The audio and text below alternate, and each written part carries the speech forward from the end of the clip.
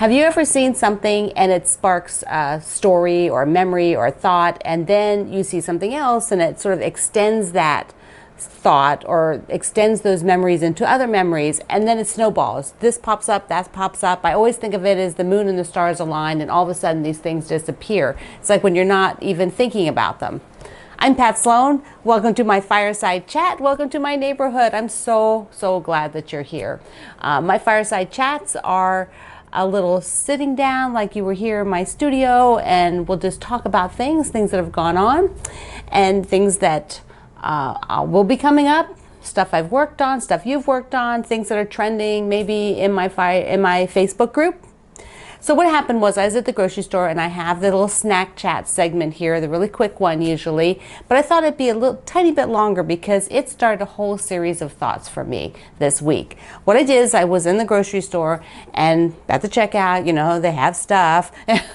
Like everybody has stuff. Why do they put that at the checkout? So we buy it, that's why.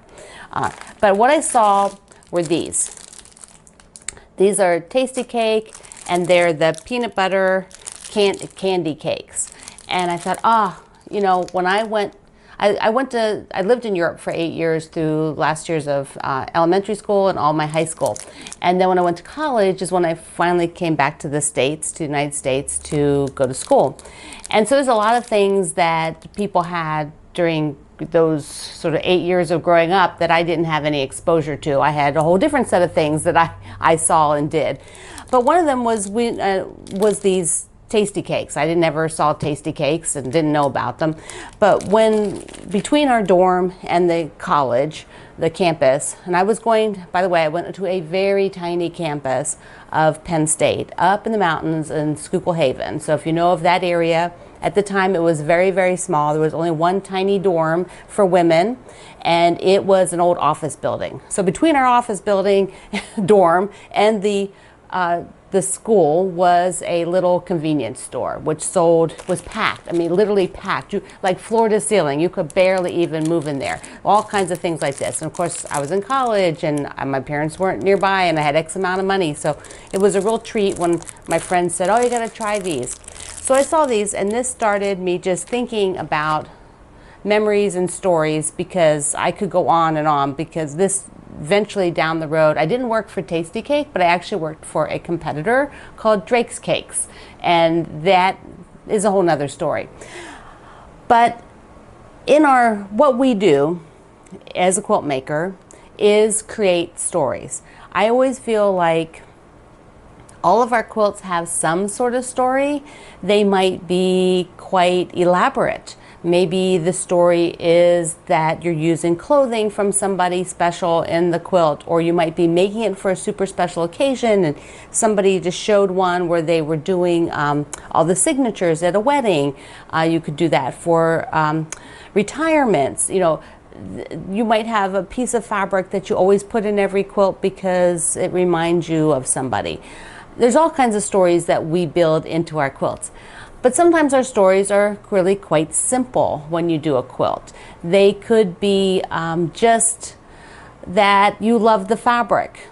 That's a whole reason to make a quilt. That's the reason I make lots of quilts. I like the fabric, and I want to cut it up and sew it back together again, as we do, just to see what it looks like in a design, just to experience the creativity of creating.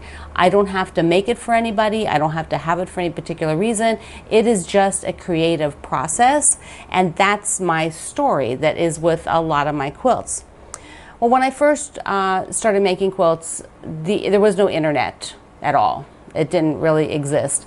And then I started discovering antique quilts and looking at the books for antique quilts. So I started collecting a lot of books about antique quilts because I really liked reading them. There's a lot of stories in them about the makers.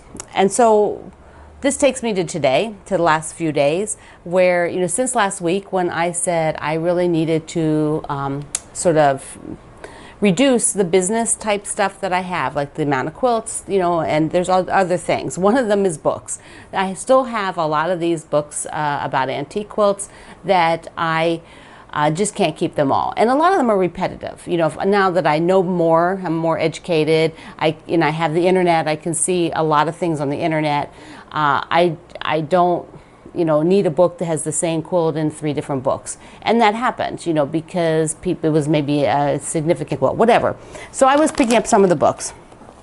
And I want to show you, I was looking in this one and it's called The People and Their Quilts. I don't know if you've ever seen that book. It was, I don't know, I think I looked it up. It was like in 1985 or something this was written. But the interesting thing is I started looking through it just to determine if it was one I wanted to keep. And I'm not, by the way. But I thought it was super interesting because they were doing new makers and older quilts. So, some of the people they were interviewed and took pictures of their quilts were people of that time period, the 80s. Sounds ancient, doesn't it? That time period, the 80s. Oh my gosh. So here's one that I just thought was really neat of her story. Whoops. I'll just show you her quilt. This one here. Look where my finger is. See it here? There are no blocks. See on that side and down along the bottom? So this lady, Ruby Dayton, there, I'll hold it up and more. So Ruby Dayton, the story of that quilt is that these are all her kids' jeans. She had a bunch of boys and they just wore their jeans out to like no end. And what she did is she started cutting the squares. But then the story's even better. She asked the boys to help her design some images. So they're embroidered. I'll hold it up closer there. You can see that there's embroidery on all of those squares and some applique. And her boys helped pick the designs. It does say there was a lot of flowers, which the boys didn't pick. But the reason why there's extra squares is because she didn't work on this a whole lot. She wasn't primarily a quilt maker. She was an artist. And so her art medium was painting, and she did that as her main thing. But this quilt was something that she worked on when she could and added squares. And I just thought it was fascinating. Here they wrote her story about not only the story of this quilt, but that it's not even finished, and that it's in the book. I think that is the kind of stories we all live. We all have things that are not finished. And that led me to think about UFOs. UFOs are unfinished objects. In the world of quilt makers, we call anything that we haven't finished a UFO. Although I must say, if I'm working on it, I don't consider it a UFO. Just saying, I'm working on it. That's in progress. UFOs to me are something I have not worked on for a while. So that got me thinking. I've started doing the Friday UFOs, and everybody is having a great time. You can post down on my article. I'll link that down here. And while you're there, while you're looking at where the link is, be sure you subscribe. And then after you subscribe, you hit that button, because that means you'll get the notifications of everything. So UFOs. Every week I'm like, I have a lot of stuff, like we all do. Many of us, if you've been quilting a while, we end up with a UFO for many reasons. You might have got tired of it. You might have got stuck. Maybe your skill level wasn't quite there. And so, or you may have run out of something and you never got any more of it. So you put it away. Maybe you just fell out of love with it for a while. So we have them. And something else came in that was more important. So I decided we decided the other morning to ask in the Facebook group, how old was your oldest UFO? Because I had recently seen a picture of my oldest UFO, which I thought was, until I started thinking about it closer. So it's a big hexagon quilt. I mean, it's massive. It's like 100 by 100 with these great big giant hexagon flowers appliqued down onto background squares. You might recognize that theme, although I'm doing one like that now, but not with the giant hexagons. But there's actually some older quilts, and I realized because I've been sorting my things, I had recently seen them. So I got one out, this to show you and talk about it. Because I realized that I have my original Dear Jane blocks. How old are they? They are old. They're old. They're not well done, some of them. My applique by hand wasn't very good. These are tiny patchwork blocks. What are they, like 4.5 inches or 5 inches finished? Whatever they are, they're small. And I didn't really have the skills for making small patchwork. That wasn't what I was good at. But let me tell you the story, because not only, let me show you the book. So if you don't know what Dear Jane is, which a lot of people don't, but there was a point in time, there you go, there was a point in time when the internet was first coming alive, you know, people were first getting on the internet, that I was out there very early, like in 1998, I was finding quilters on the internet, but there weren't many of you. But I did find somewhere along the way the Dear Jane group, and there was what they call forum, which is a little bit different than a group like we have at Facebook. A forum is a standalone, and it has like multiple sections in it, so you can talk about gardening in one and quilting in another and cooking in another, and you don't see the other posts. So forums are set up a little different. But the Dear Jane was a forum, and I joined it and met an amazing community of quilt makers, all dedicated to making the Dear Jane. And the Dear Jane is an antique quilt that Brenda Papadakis got permission from the Shelbourne Museum to make a pattern and make this book. And she's probably sold a gazillion copies, gazillion, million, trillion copies. There's rulers, there's electric quilt programs, because the problem was that there isn't a lot of directions on how to make the blocks. So that is all you get. That's the directions. So a lot of, so it was an amazingly creative community, because people would help each other figure out how to make the block. There were people who were actually embroidering these designs instead of doing patchwork, people who did everything applique. It was crazy. Most of this is a lot of patchwork, a lot of applique. But what I did was I had put the book in a spiral, and I had taken a class with Brenda Papadakis, and I gave the class as a treat, as a gift to my mother-in-law. So my mother-in-law Madge and I took this 2-day class with Brenda, and it was fabulous. And then we decided we would make the quilt. So I have these sleeves in here because I had the blocks and the sleeves, and there was all kinds of organization. So here, let me just show you to get this one stack off the top. Okay, I'll tell you about that. All right, so here is my stack of Dear Jane blocks. And I was doing them not in so much Civil War fabrics, but very much the feel of that era, because this was a Civil War quilt. So, there are the blocks. Here's one, but some of these were all traded. They were traded with friends. We did swaps. I think that one's a bit small. I don't know that that's the right size. It needs a little border around it to get it up to speed. So my patchwork, we did foundation piecing. So like here, this one has somebody's, I have to read it closely then, but there's a name on it. So these blocks I have. Now I have not put, this is an old UFO. When was the last time I worked on this? At some point, what I decided was I was not going to make the whole quilt. That didn't interest me anymore.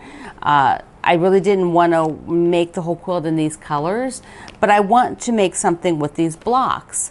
And so I had gone and drafted, here you go, you can see it. I have drafted a layout where I would put the alphabet with the blocks. And I did that more recently, like, I don't know, 10, 12, 13 years ago. The blocks were probably made or started about, I don't know, 24 years ago, maybe.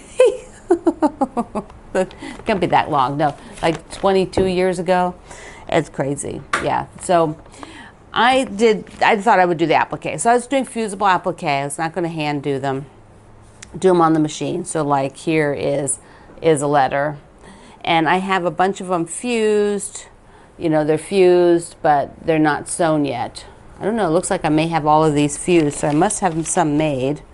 I don't know the ones there. Oh, they are. There's a D. So there's a letter. Oops, there we go. There's a letter. So I guess I've got them interspersed, so they were laid out on here like this. Whoops, there we go.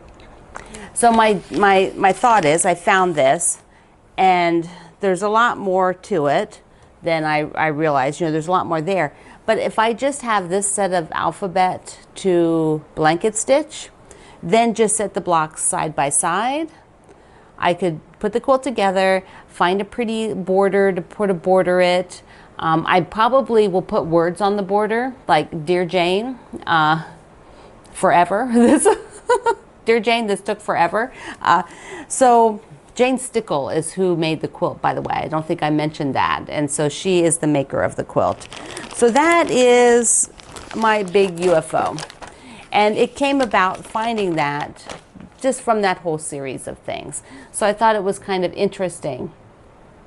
And the other part is that with all of this kind of, trying to simplify what I have. I really only have so much space in my house, and I get a lot of things in to review, and stuff needs to go back out and go to new homes. And with doing all of that, it's made me think that I need to be a little bit more aggressive, and there are things that I will probably never want to work on again. And even packages of fabric that I'm like, okay, I didn't make that quilt. And now I'm not interested in that fabric. That doesn't speak to me anymore. So those things need to go to new homes, which is fine. I'm okay with that because there's always new things, and I always have lots of new things going on, and I'm happy with working on that. But the other part that I thought would be really interesting for us to talk about and for us to actually do, maybe in the form of a challenge, and it's not sewing. So hold on, stay with me here. So I've been following, and I think I mentioned this last time or the time before, Dawn from the Minimal Mom, and she does a YouTube channel. I'll link to her YouTube channel. And she just did a video the other day on tidying up, spending 10 minutes to tidy up versus just deep cleaning. And I like to keep my studio really tidy. And a lot of people ask me, like, how can you keep it so clean?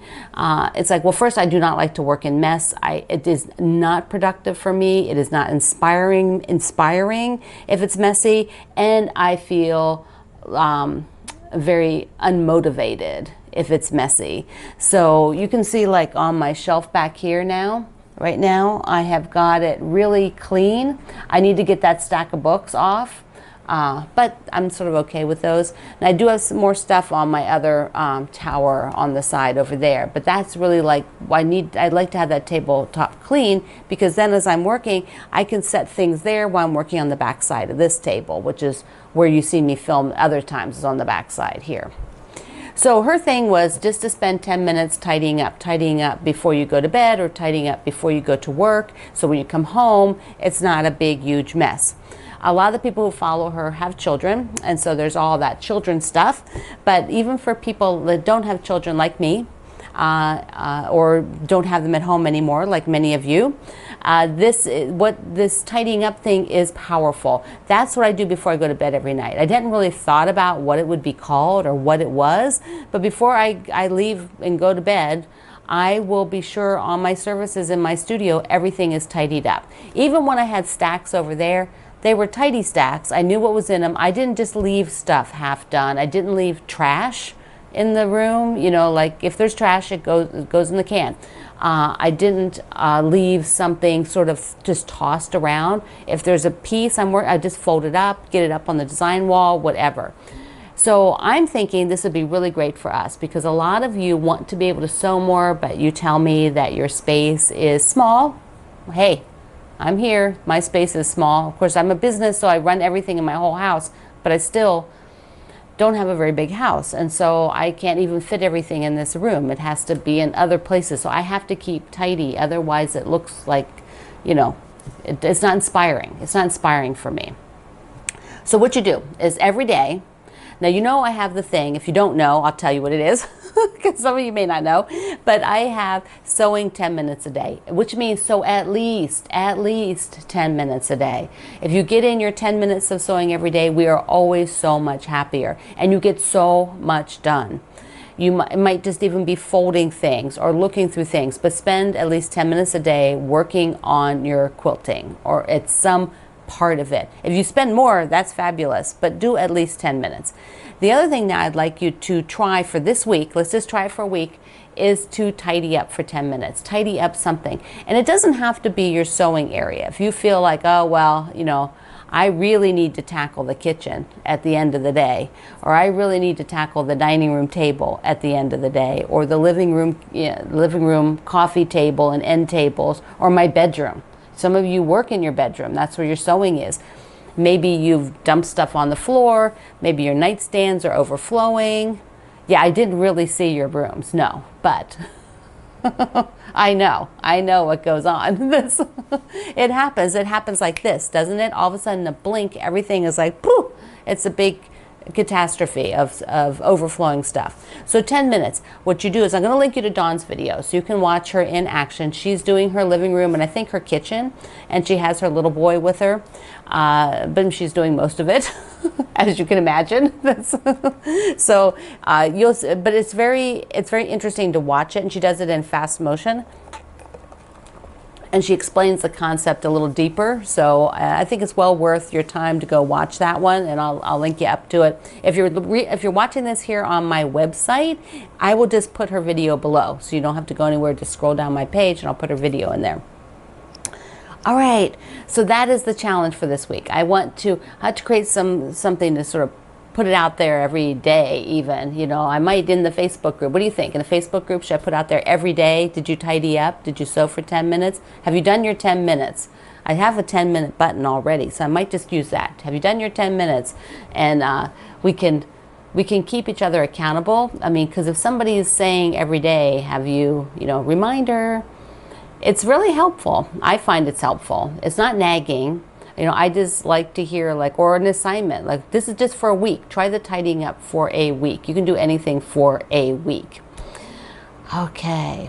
So a few things real quick, because I don't want to spend the whole time talking about this, but I want to show you what we've been working on. But I'm just super excited about giving you some tools and helping you think about how you really want to live your best quilting life. If you really want to make some changes, we can do that. We can make some little steps and get it going. All right, so we had the Wednesday block. Our second one was ice skating, and there's the block. And this was the first block. And so a lot of you are just joining in. Yay, welcome. Welcome to that. Welcome to just starting these. They're fun, they're easy. I will do a layout. Not next week, maybe the week after. So I have to go write the layout. I have a design, but I have to write it. So the other thing we started this week is the table runner from Bonnie Lane. And here is the first block. So I did a whole video. They're big, huge blocks. I just love them. They're so cute. So I did a video on this, on making, tips for making the block, an assignment. There's 4 blocks in the table runner. And then these are the sew-and trims, and I'm going to put them on the border of it. So I'm going to do a border treatment, which is not in the pattern. So if you're sewing along and you have the pattern, you'll get a sort of a bonus for the border treatment. And then so the second video will be next week, and then there'll be a third video for this series. Yay! Okay, let me put this up here. Behind me was my UFO for finishing for last week. Yes, that is the tape. That is a quilt from the Perfect 10 book. That was the French vanilla, and it was very fun and easy. Okay, true confession. If you were going to go and look at it, I'll lean over for you. If you're going to look at it really closely, sometimes I didn't put the things on the right side, so they're on the other side. But I'm like, I don't care, because I got them turned around. They were, because I put them down and picked them up and put them down. And one time I got stuff flipped, and it's not a big deal for that particular quilt. It just means like those cobblestones are, on the other side. So it is what it is. And the backing I'm going to use on that is one of these soft minky fabrics. Have you ever used these? So I highly recommend when you use them that you send them out to the spa to be quilted. They're not impossible to quilt with your own quilt, but they're slippery, which actually is good for free motion, you know, slippery, but they're a little slick to work with. They're very dusty. They generate, you know, there's a little fuzz that comes when you cut it. But that is what's going on the back of this quilt up here, because it's going to be in my living room as sort of a throw in the winter. And then I'm going to make a table runner, I think, from some of the leftovers. I might use one of the other quilts from the book. So we'll see on that. You know, we'll see if I make the table runner. I have other table runners, so it may or may not get done. Okay. What do I got? I was going to show you. Oh, this is what I was going to show you. Okay, one more thing to show you. I'm like, where did it go? It's sitting up here. So I used the Oliso big irons, and they came out with the mini irons, which a lot of you have asked me about the mini iron. So I thought I'd go ahead and show it to you. It's super cute. And what I like too is here it is it's actually nice and heavy. It's a little bigger mini iron than the other travel iron that I use. The other one has a little handle on the top. You know, this one is a little bigger. And the interesting part is, because on the Oliso, when you turn it over, it has little feet that pop up. Because the little one doesn't have feet, instead what they've given you is this silicone pad. And this pad, you could, if you wanted to hang it on the wall, you could do this, because the pad has a nice big hook on it. You could put a hook on the wall. But for the pad, it has two sides. So here it is, I'm going to peel it off. This is the side that you use as a cover. Do you see how it's like indented like that? So you just put it in the bottom, and then you just, whoops, I'm sorry, you do it the other way. Slide the nose up, and then pull it back and put the base in, like, I'm trying to do it and show you. Put the base in like that. There we go. But when you're using it, let's come down here. When you're using it, you actually flip it to the other side. And it says on the other side, resting side. Can you read that? Yeah, there at the top, resting side. So that is, when you're using it, you just put it down like that. Because it doesn't sit on its base. You have to put it down. You know, the iron cord comes out the back.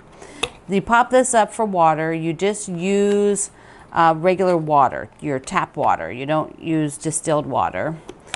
It lights up. It has a dial. It's got steam buttons here on the sides, steam buttons. And it's got, I think I read it's a porcelain base. Trying to read it over there, but it also has a super long cord. This is awesome. So I love this cord. Oh, there's the little light on the side. This here, it's the light, tells you it's all ready to go. So this is the iron. I have a discount code that works for the mini iron plus free shipping. It's 20% plus free shipping, and I'll put that down for any of the products at Oliso Makes. So they also do these, you know, besides the irons, they also have pressing machines. They also have a whole line of cooking equipment. So if you like to cook, you can use my code on those things. Whatever you put in your cart when you're over there.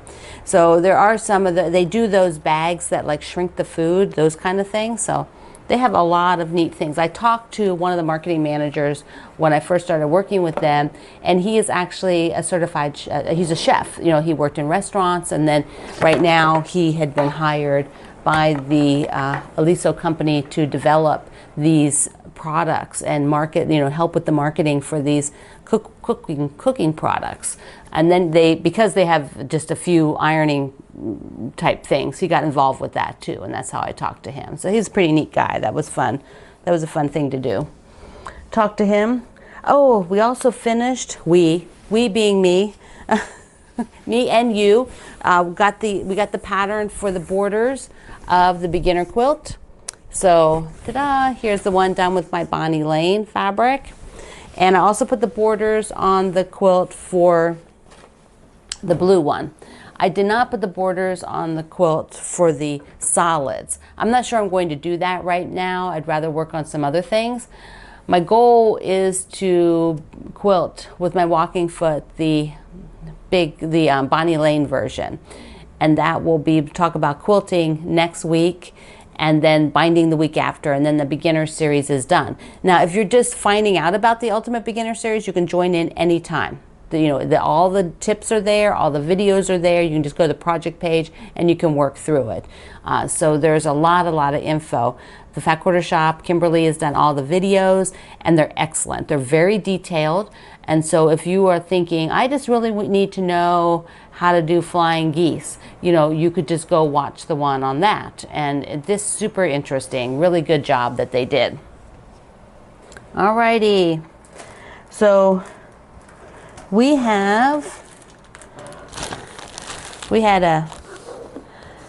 me just check. Okay, so this coming, after I'm doing just to get you up to speed, after this project is done with the table runner, then I will be starting the bigger lap quilt called Glow, and there's kits for this and there's kits for that.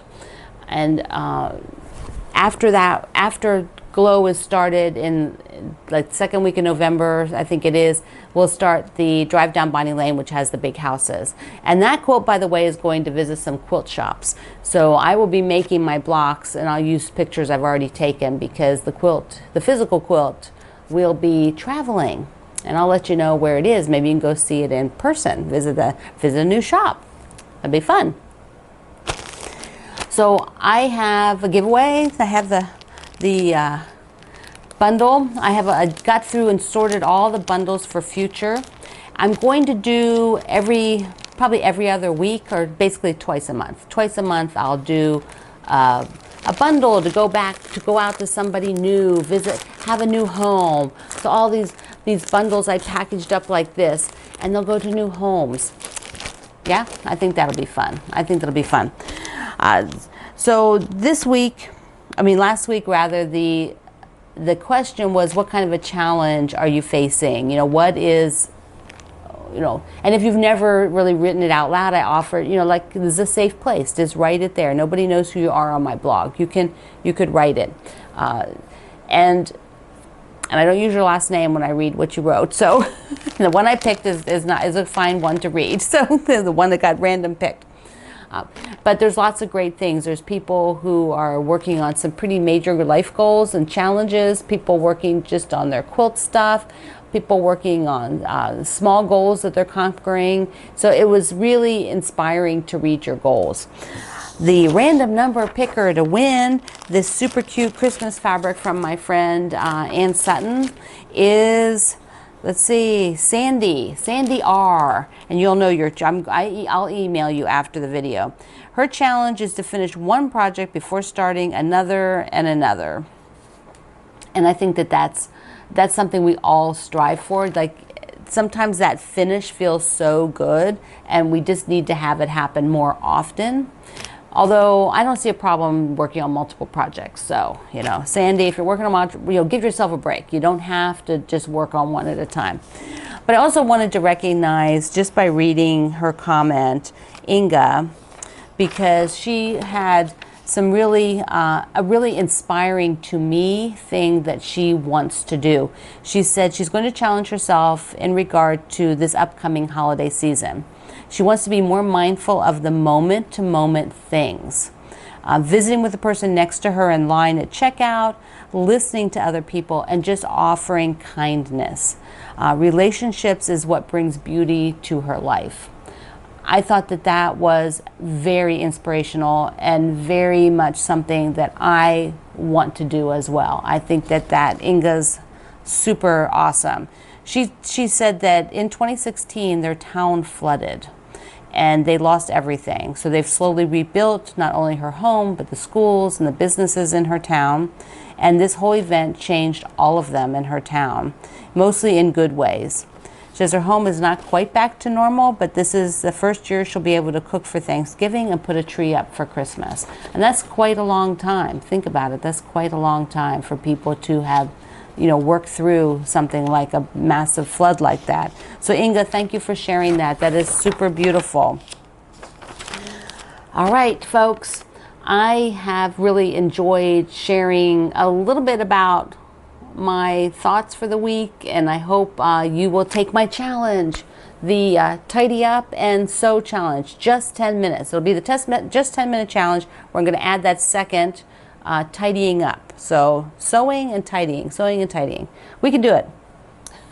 You can join me at Facebook at Quilt Along with Pat Sloan, and I thank you for using all of my links because it helps support our small family business of Greg and I. And I'll chat with you online. See you then.